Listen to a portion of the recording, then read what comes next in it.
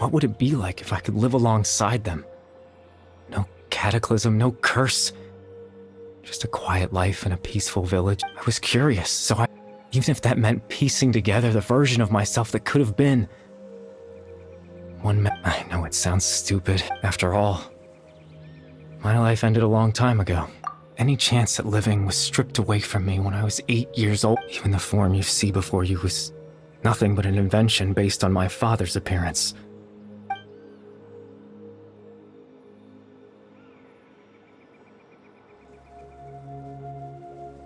I know. But there's nothing I can do. If I could exist in the real world, I would return without a second thought and surprise.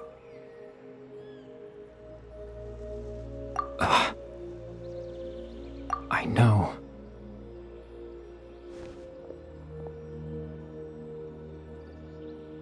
Captain Dainsleif. Twilight Sword, you mean? Exactly. As someone who could only exist in people's memories, the loom of fate has already been completed.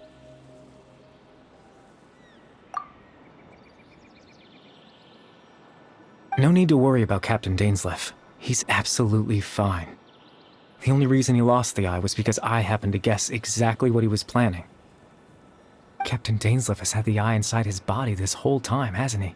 His plan was to lure the Abyss Order to a false location, capitalizing on their pursuit of the eye in order to have the chance to confront the prince. He would then hand the eye to you and tell you to take it away from that location. That way, Captain Dainsleif could accomplish his own goal and ensure the safety of the eye all at once.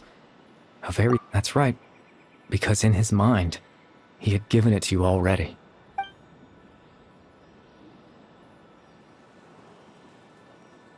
Before you two entered that false location. Traveler, wait.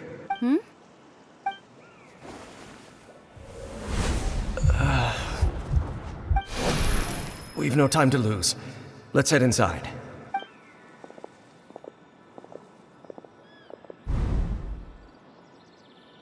That was when I implanted the memory of him handing you. Given the tense situation at that time, I'm sorry, Traveler, but I needed the loom.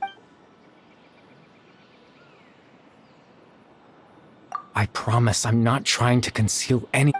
Tevat's ley line system is deeply entrenched in the planet, creating in the face of everything they could be planning. I fear I'm too in any case. I had my own use for the loom of fate, and my goal. You remember my father, don't you? Clotar Alberic. After he used the power of the Abyss to restore consciousness to my hilichurl form, I suffered from an indescribable level. To comfort me, my father told me a story. That story managed to dispel my goal was simple. To use the loom of fate in its near-completed form to implant a specific memory into the minds of the hilichurls. In that memory, I would tell them.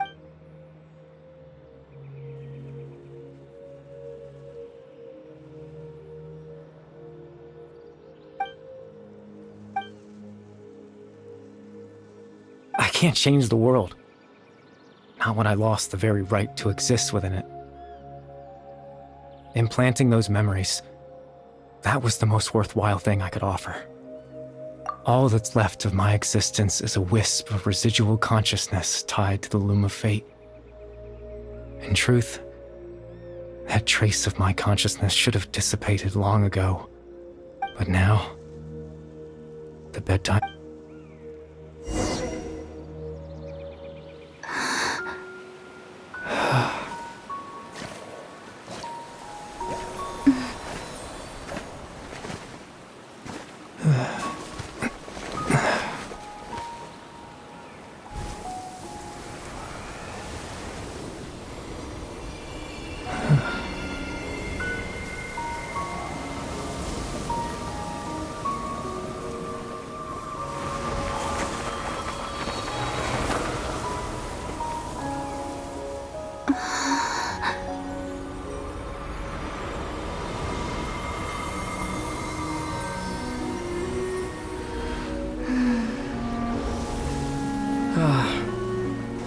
Looks like I was too late to see Caribert one last time.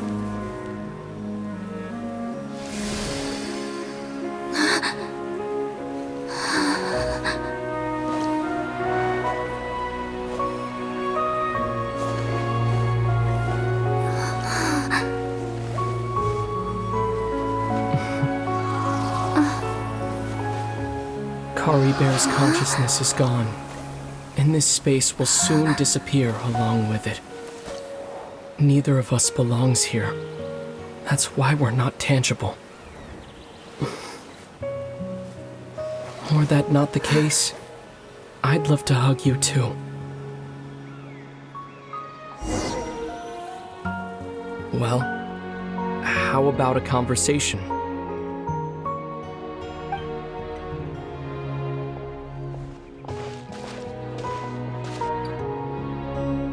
The chance to just stop and talk like this is certainly not easy to come by.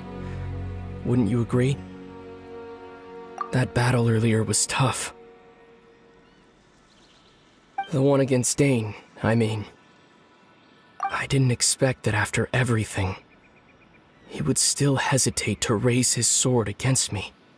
Were it not for that, perhaps I'd still be no match for the Twilight Sword. Even after 500 years. The Loom of Fate, huh? I still haven't found a way to utilize it to its full potential. But there's still time. Before the heavenly principles awaken.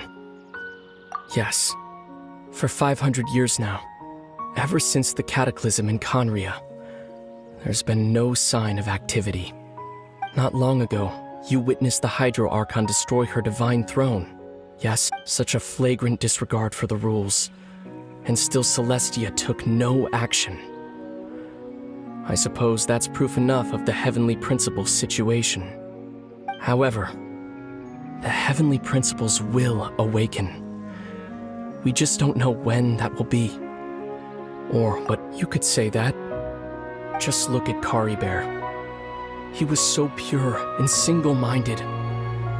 The space we now find ourselves is a perfect representation of who he was.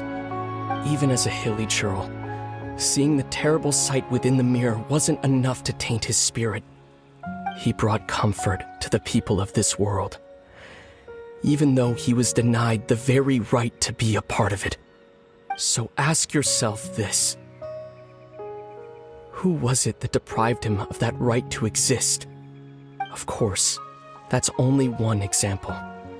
My feelings about the heavenly principles are too complicated to explain in just a few words.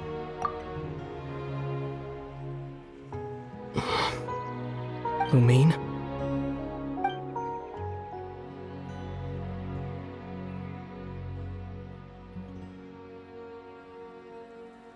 You're the only one in this world who calls me that.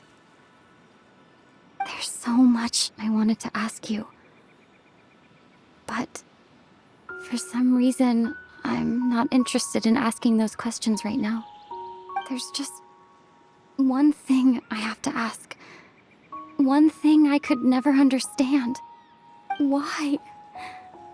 Why can't we continue our journey together?